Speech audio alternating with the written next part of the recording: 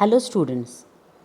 In continuation of the fundamental rights that we have discussed in the previous video, let us continue with the basic rights.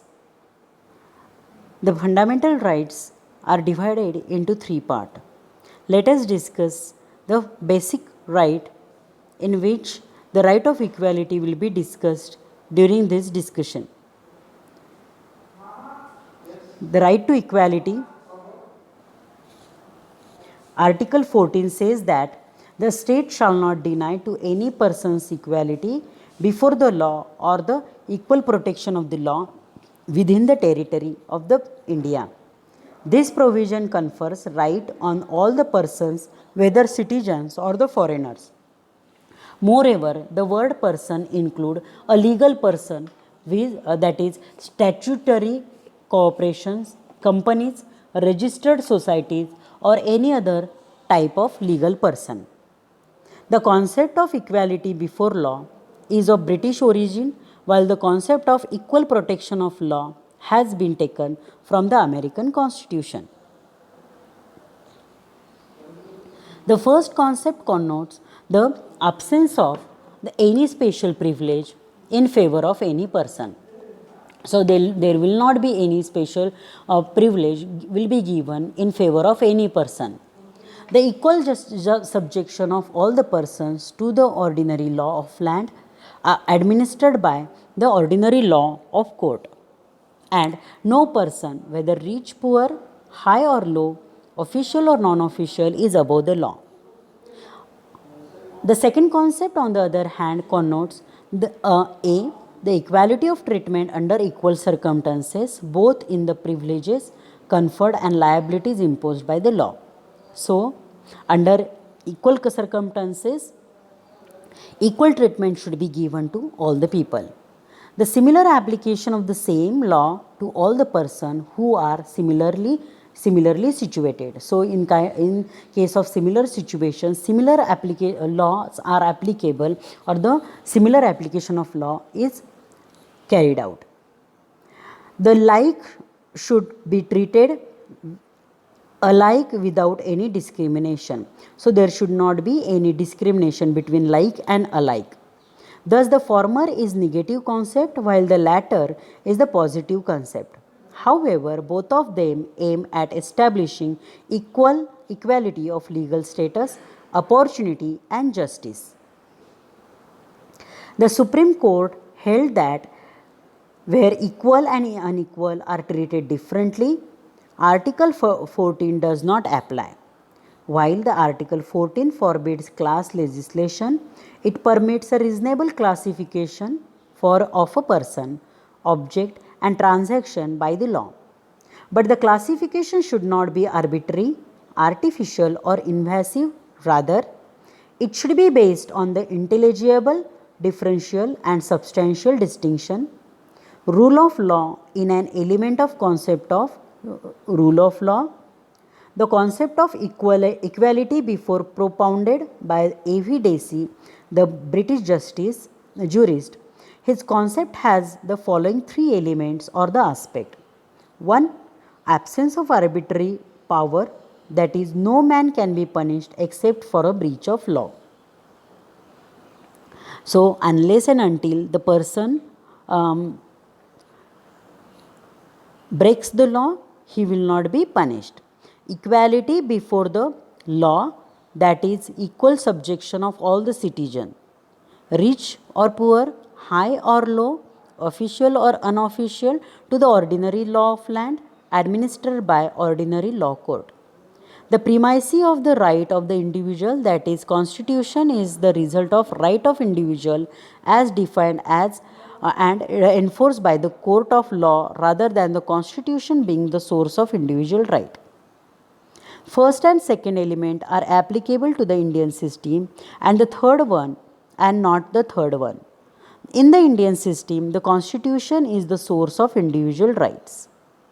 So, whatever elements we have discussed which are proposed by the A.V. Dacey, The first two are applicable to our Indian constitution or the Indian system, whereas the third is not applicable. Here, in the third, as far as the third is concerned, the constitution is the source of individual right.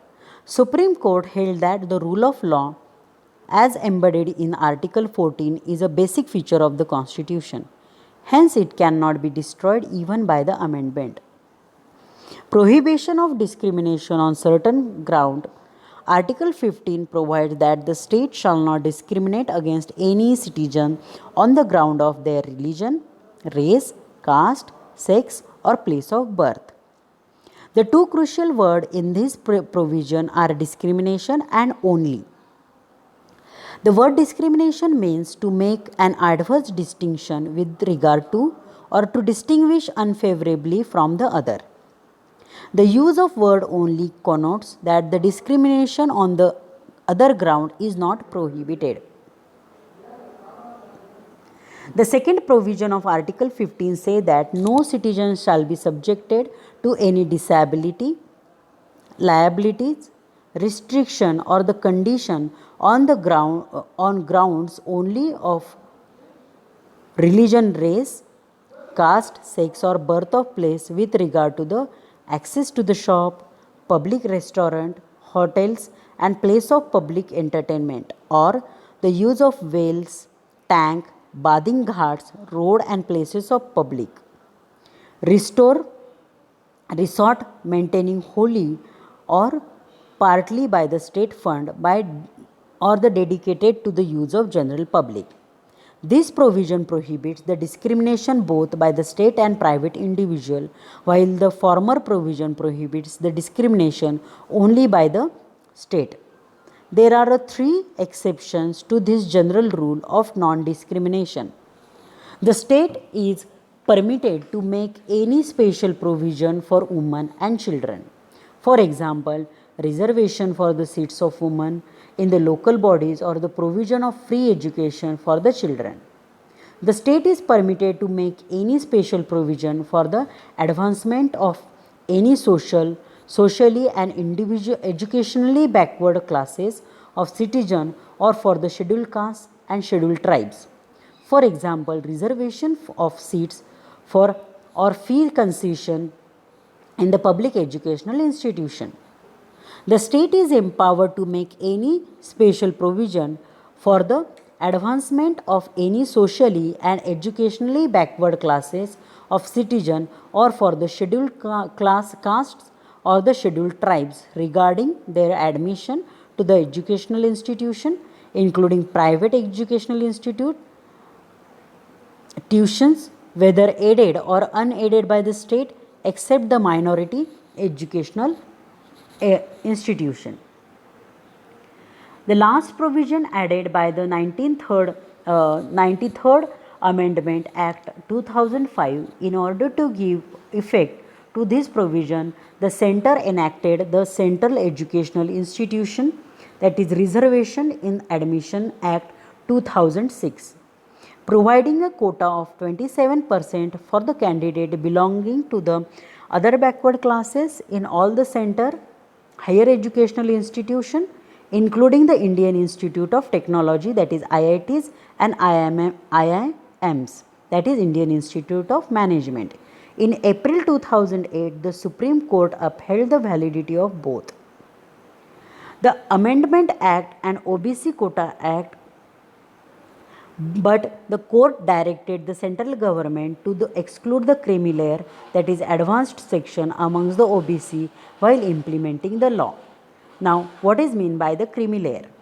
Just children of the following different categories of the people belongs to the creamy layer among the OBC and thus will not get the quota benefit. First, person holding a constitutional post like president, vice president, judges of SC and HC, chairman and members of UPSC and SPSG. Second is CEC, CAG and so on. Group A class 1 and Group B class 1 officer of all India central and state services and employees holding the equivalent post in PSUs, bank, insurance organization, universities, etc., and also in the private employment. Persons who are in the rank of colonel and above in the army and equivalent post in the navy, the air force and the paramilitary forces. Professional like doctors, lawyers, engineer, consultant and so on, artists, authors, etc. Person engaged in trade, business and industry. People holding the agricultural land above the certain limit and vacant land or the building in urban areas. Person having gross annual income more than 6 lakh or proposing the wealth above the exception limit. In 1993, when the creamy layer ceiling was introduced, it was 1 lakh. It was subsequently raised to 2.5 lakh in 2004, 4.5 lakh in 2008 and 6 lakh in 2013. So the people or the children's of the people following in these categories will not avail or cannot avail the quota benefit. Then Article 16. It is about the equality of opportunity in public employment. It provides for the equality of opportunity for all the citizens in matter of employment or appointment office under the state. No citizens can or be ineligible for any office under the state or ground on grounds race, caste, sex, descent, birth of place or the resident. There are 3 exceptions to this general rule of equality of opportunity in public employment. A. Parliament can prescribe residence as a condition for a certain employment or the appointment in a state or union territory or local authority or other authority. As the Public Employment Act of 1957 expired on 1974. There is no such provision for any state except the Andhra Pradesh and Telangana. The state can provide for reservation of appointment or post in favor of any backward class that is not adequately represented in the state service. The law can provide that the incumbent of office related to the religious and denominational institution or member of its governing body being belong to the particular religion or denomination. In Article 70, abolition of untouchability Article 17 abolishes untouchability and forbids its practice in any form. The enforceability of any disability arising out of untouchability shall be an offence punishable in accordance with the law. In 1976, the Untouchability, that is Offences Act 1955, has been comprehensively amended and renamed as Protection of Civil Rights Act 1955 to enlarge the scope and make a penal provision more stringent. The Act defines civil right as any right acquiring to a person by reason of the abolition of untouchability by Article 17 of the Constitution. The term untouchability has not been defined either in the Constitution or in the Act. However, the Mysore High Court held that the subject matter of Article 70 is not untouchability in its literal or grammatical sense, but the practice as it had developed historically in the country. It refers to the social disability imposed on certain classes.